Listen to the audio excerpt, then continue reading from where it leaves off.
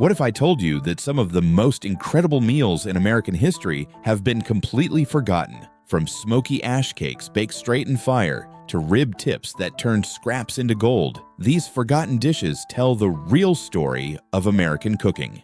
Today, we're uncovering 32 lost meals that every African American family once knew by heart. 1. Truff mush. Back during slavery times, families made this simple but filling meal from just cornmeal, water, and a pinch of salt. They'd cook it into a thick, creamy porridge and pour it into wooden troughs to cool down. Everyone would gather around and eat together, often using their hands or pieces of bread to scoop it up. This wasn't just food, it was survival. The cornmeal provided energy for long, hard days of work. What makes this meal special is how it brought families together, even in the toughest times. The recipe was passed down through generations, with each family adding their own touch. Some mixed in milk when they could get it, others added a bit of molasses for sweetness. Today, you might recognize this as the grandfather of modern grits and polenta. 2. Hoe cake. This thick, hearty pancake got its name because field workers actually cooked it on the flat side of their hoes over an open fire. Made from cornmeal, water, and whatever fat they could find, usually bacon drippings. It was fried until golden and crispy. The outside would get nice and crunchy, while the inside stayed soft and warm. Workers would wrap these in cloth and take them to the fields for a quick, filling meal. The best part? You could eat it with your hands, no plates needed. Some cooks mixed in chopped greens or onions to make it even more nutritious. The recipe spread from plantation kitchens to mountain cabins, becoming a beloved comfort food. Each region had its own twist. Some made them thin and crispy, others thick and cake-like. 3. Ash cake. This clever cooking method shows how creative people are with limited resources. Cooks would mix cornmeal with just enough water to form a thick dough, then wrap it in large leaves, corn husks, collard greens, or even clean rags. The wrapped dough went straight into the hot ashes of the fireplace, where it baked slowly and evenly. When done, you'd brush off the ashes and unwrap a perfectly cooked, smoky-flavored bread. The leaves kept the ash out while adding a subtle, earthy taste. This method worked great because you didn't need pans, ovens, or any fancy equipment. The bread came out with a unique flavor you couldn't get any other way. Families would make several at once, and they'd stay fresh for days. It was the ultimate portable food. No refrigeration needed. 4. Sweet potato pone. Sweet potatoes grew well in southern soil and became a lifesaver for many families. This dessert started with roasted sweet potatoes, mashed smooth and mixed with molasses, spices like cinnamon and nutmeg, and sometimes a little butter. The mixture was thick and rich, almost like pudding. Some families baked it in the oven until it formed a golden crust, while others boiled it in cloth bags. The result was incredibly sweet and satisfying, a real treat after simple daily meals. This dish was the beginning of what we now know as sweet potato pie. Children especially loved it because it tasted like candy, but was actually pretty healthy. The best versions had a deep caramelized flavor from the molasses and a hint of smokiness from the roasted sweet potatoes. Every family had their secret spice blend. Cinco. Menudo. When Mexican workers and African American sharecroppers worked side by side in Texas and Mississippi, amazing food fusions happened. This spicy soup combined Mexican tamale techniques with Southern cooking styles. The main ingredient was pork tripe, the stomach lining that most people threw away, but was actually very nutritious. It was cleaned carefully, then simmered for hours with hot peppers, onions, and vegetables until tender. The broth was rich, spicy, and incredibly warming on cold days. This wasn't fancy food, it was survival food that happened to taste amazing. The peppers gave it serious heat, while the long cooking time made the tripe melt in your mouth tender. Workers would make big batches to share, and it became a community meal. The recipe varied from family to family, but it was always hearty, spicy, and filling. 6. Jambalaya.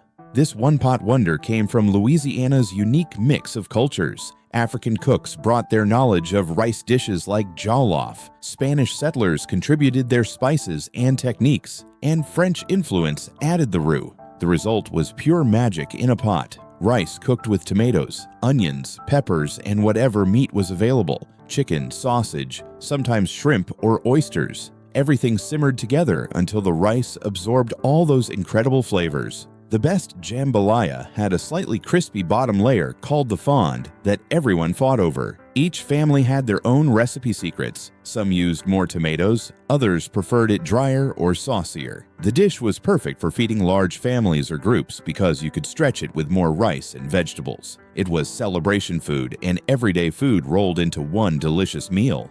7. Gumbo. Gumbo represents the beautiful mixing of cultures in Louisiana. West African cooks brought okra, which naturally thickens soup. Native Americans contributed file powder made from ground sassafras leaves. French techniques taught the importance of a good roux, flour cooked in fat until dark and nutty. The result was a thick, rich stew that could contain almost anything: chicken, sausage, shrimp, oysters, crab, or duck. The holy trinity of onions, celery, and bell peppers formed the flavor base. Some families preferred okra as the thickener, others swore by file powder, and many used both. The secret was patience, letting everything simmer slowly so the flavors could marry perfectly. Every spoonful was different, with tender meat, perfectly cooked vegetables, and that rich, dark broth that warmed you from the inside out. Gumbo was always better the next day. 8. Delta hot tamales. When Mexican workers came to the Mississippi Delta, they brought their tamale-making skills with them. African American families took this technique and made it their own. These tamales were smaller than Mexican ones, made with cornmeal and filled with spicy ground beef that was often smoked or heavily salted. The real difference was in the cooking. They were steamed in a spicy, peppery brine that soaked into the cornmeal. The result was incredibly flavorful and had a kick that would wake you up. During the Great Migration, people carried this recipe north to Chicago and Memphis, where tamale carts became a common sight in black neighborhoods. Workers loved them because they were portable, filling, and packed with flavor. Each cook had their own spice blend, and the competition to make the best tamales was fierce. They were street food before street food was trendy. 9. Hoppin' John. This dish carries deep history and tradition. The combination of rice and cowpeas, black-eyed peas, came from West Africa, where similar dishes were daily meals. Enslaved Gullah cooks in South Carolina perfected it using Carolina gold rice and field peas, often adding a piece of pork for flavor. The name might come from children hopping around the table in excitement when it was served, or from the way the peas seemed to hop while cooking. Every New Year's Day, families ate Hoppin' John for good luck. The peas represented coins and prosperity. The dish was simple but satisfying. Rice cooked with peas until creamy, seasoned with onions, salt, and pepper. Some versions were soupy, others were drier. The key was using good rice that absorbed all the flavors. It was comfort food that connected people to their heritage. 10. Shrimp and grits. The coastal areas of South Carolina and Georgia were perfect for this dish. Native Americans had been making grits from ground corn for centuries, creating a creamy, comforting base. Gullah cooks, with their knowledge of seafood and rice cookery, added fresh shrimp caught from nearby waters. The combination was perfect: creamy, mild grits balanced by sweet, briny shrimp. Early versions were simple: grits cooked with milk or water, topped with shrimp, sautéed with onions, and maybe some bacon. The dish could be breakfast, lunch, or dinner. Fishermen's families ate it when the shrimp boats came in with fresh catches. The grits had to be cooked slowly, stirred constantly to prevent lumps. The shrimp were cooked quickly to keep them tender. This humble dish eventually became fancy restaurant food, but it started as simple coastal comfort food that made the most of local ingredients. 11. Nashville hot chicken. In the 1930s, in a black neighborhood of Nashville, something amazing was born. Prince's hot chicken started when a man named Thornton Prince supposedly came home late from a night out, and his girlfriend decided to teach him a lesson by making his fried chicken as spicy as possible. Instead of being upset, he loved it so much he opened a restaurant. The secret was in the paste, a fiery mixture of cayenne pepper, paprika, and other spices mixed with the hot oil from frying the chicken. This paste was slathered on the crispy fried chicken while it was still hot, creating layers of heat and flavor. The chicken was crispy on the outside, juicy on the inside, and had a heat that built with each bite. It wasn't just spicy, it was complex, with deep flavor underneath the fire. Word spread slowly through the community, and eventually the whole world discovered Nashville hot chicken. 12. Chicken bog. This one-pot meal from the Carolina coast shows how different cultures shared cooking techniques. The name bog comes from the marshy Carolina landscape, but the cooking method is pure comfort. Chicken pieces were simmered with smoked sausage in a big pot with rice, onions, and seasonings. Everything was cooked together until the rice absorbed all the flavors from the chicken and sausage. The result was creamy, hearty, and incredibly satisfying. Some families made it soupy, others preferred it drier, but everyone agreed it was perfect for feeding a crowd. The dish brought communities together. Both black and white families had their own versions and family secrets. Some added bell peppers, others used different spices, but the base was always chicken, sausage, and rice. It was the kind of meal that made the house smell amazing and brought everyone to the table with smiles. 13. Hog maw stew. When families had to use every part of the pig to survive, they got creative with the parts others might throw away.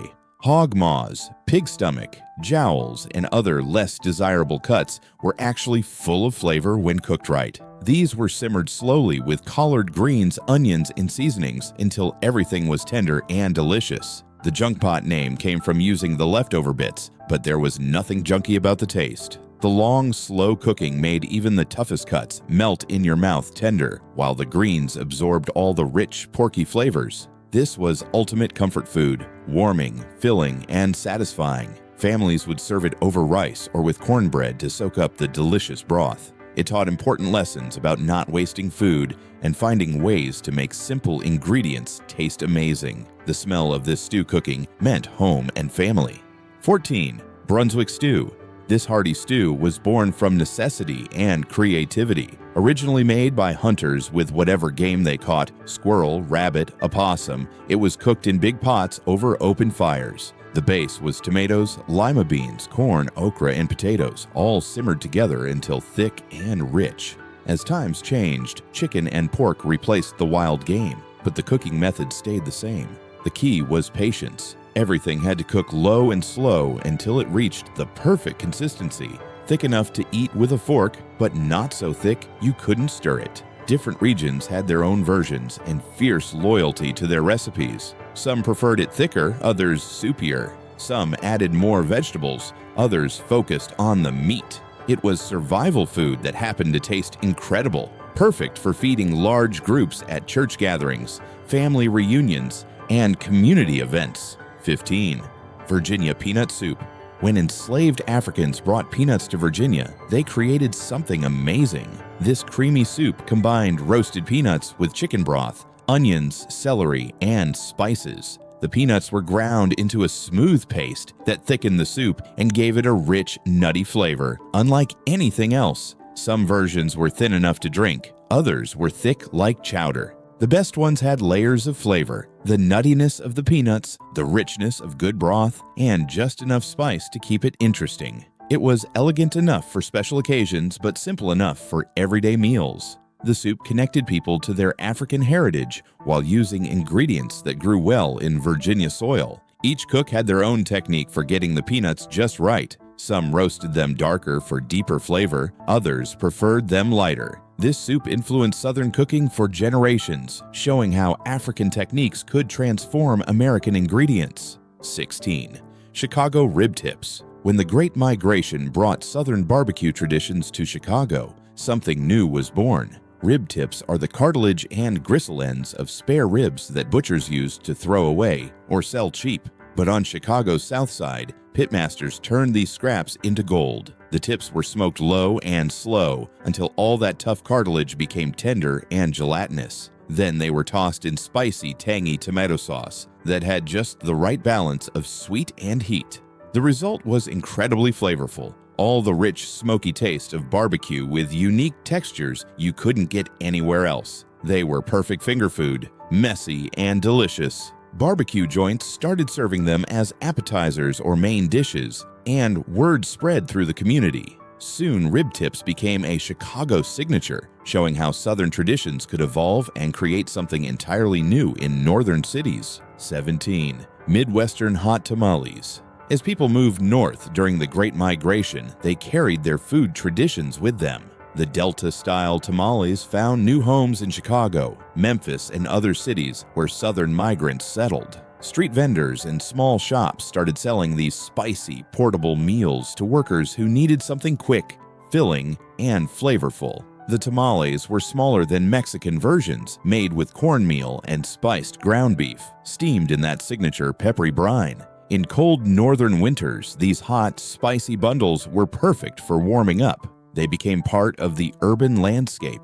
Tamale wagons, corner stores, and small restaurants all served their own versions. Each place had slightly different spice blends and cooking techniques, but they all maintained that distinctive Delta flavor. The tamales represented home for people far from the South, a taste of where they came from, served in their new northern neighborhoods. 18. Bean pie.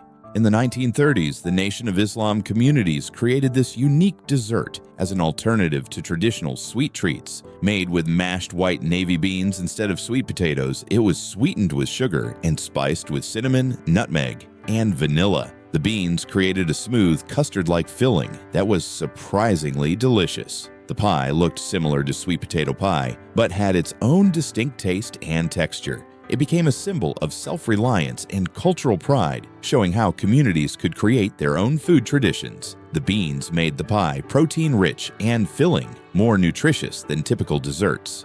Bakeries in Detroit, Chicago, and New York started selling them, and they became popular beyond the Muslim community. Each baker had their own recipe secrets. Some made them sweeter, others spicier. The pies were often sold as fundraisers for community organizations. Today, bean pie remains an important part of African American culinary heritage, representing creativity, community, and cultural pride. 19. Macaroni and cheese. This beloved dish has royal connections most people don't know about. Thomas Jefferson's enslaved chef, James Hemings, learned to make it while training in French kitchens. When he returned to America, he brought this technique of baking pasta in rich cheese sauce. The dish quickly spread through enslaved communities and became a soul food staple.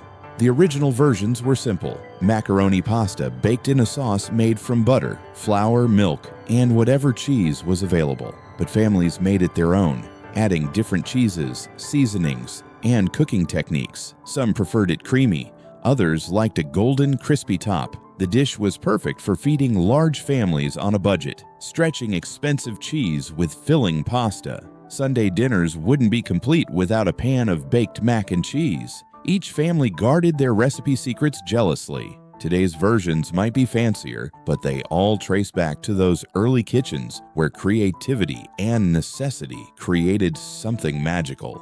20. Pepper pot soup. In colonial Philadelphia, you could hear them coming down the street. Pepper pot, all hot, all hot.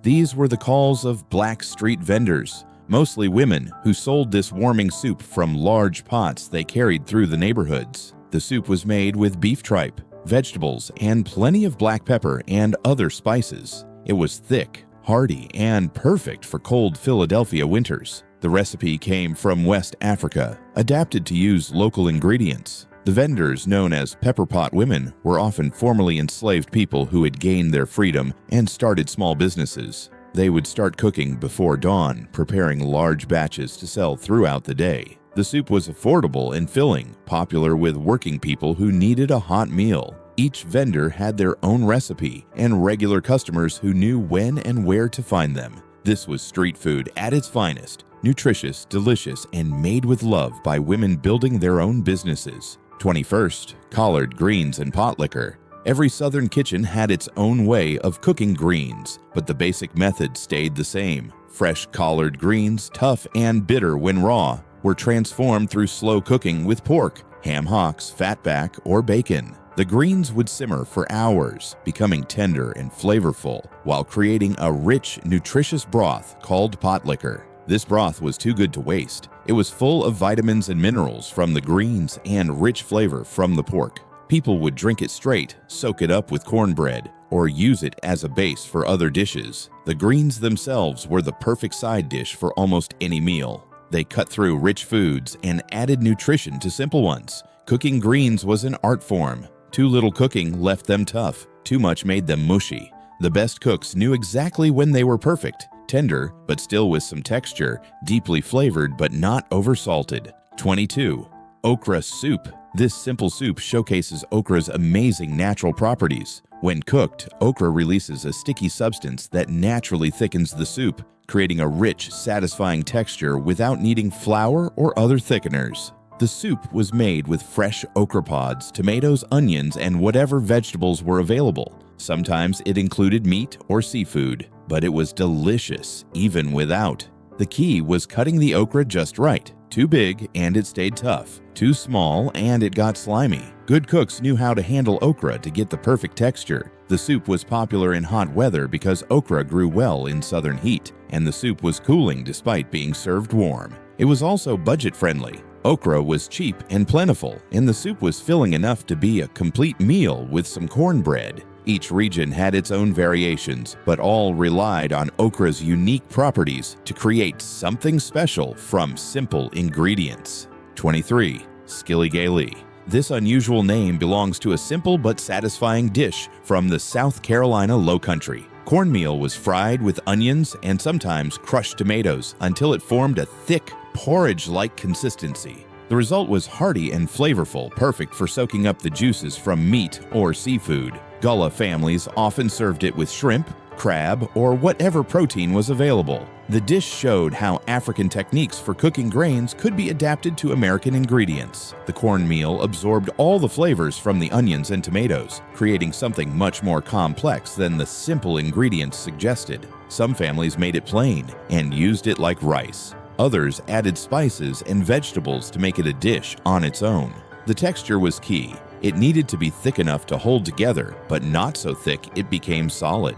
Good cooks stirred constantly while cooking to prevent lumps and burning. This was comfort food at its most basic and most satisfying. 24. Corn dodger. These little fried cornmeal dumplings were the perfect accompaniment to soups and stews. Made from seasoned cornmeal batter dropped by spoonfuls into hot oil, they cooked quickly into golden crispy outside with soft, fluffy inside. The name might come from the way they dodged around in the hot oil as they cooked. They were served hot and fresh, perfect for soaking up the last drops of soup or stew from your bowl. Different cooks had different techniques. Some made them plain, others added onions, peppers, or herbs to the batter. The key was getting the oil temperature just right. Too hot, and they burned outside while staying raw inside. Too cool, and they absorbed too much oil. Good corn dodgers were light and airy inside with a perfect golden crust. They were quick to make and used simple ingredients most families always had on hand. Children especially loved them because they were fun to eat and always disappeared quickly from the table. 25. Cracklin' cornbread. When families butchered pigs, nothing went to waste, including the skin and fat. These were rendered down to make lard, and the crispy bits left over were called cracklings. These crunchy, salty pieces were perfect for adding to cornbread batter, creating a bread that was rich, flavorful, and had amazing texture contrasts. The cracklings added bursts of salty, porky flavor throughout the sweet cornbread, while their crispiness provided textural interest. This wasn't everyday bread. It was special, made when fresh cracklings were available. The bread was incredibly satisfying and filling, with the added fat and protein from the cracklings making it a more complete meal. Some families made it in big cast iron skillets, creating a bread with crispy edges and tender center. Others baked it in smaller pans for individual servings. The smell while it was baking was incredible, bringing everyone to the kitchen to wait for the first slice. 26.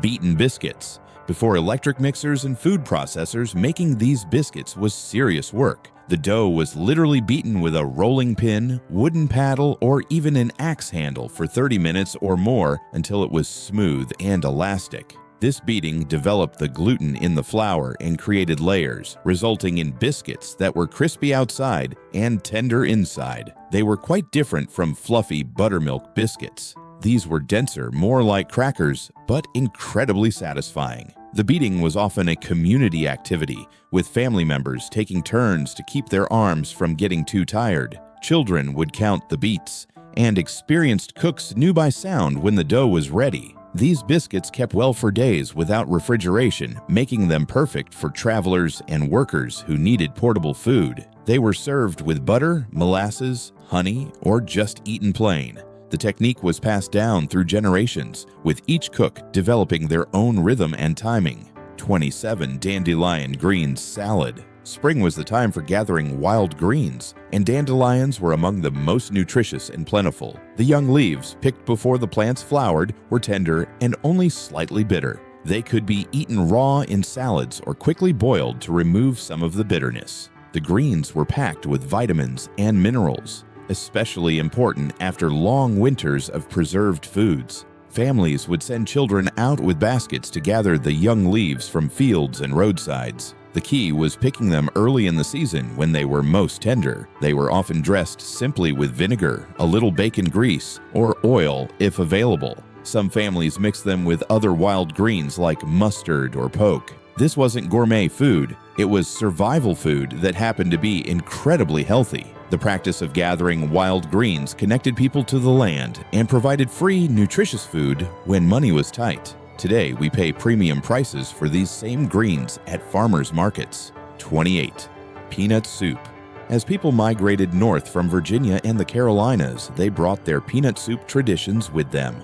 In cities like Washington, D.C., and Baltimore, the soup found new audiences among migrants who remembered the flavors of home.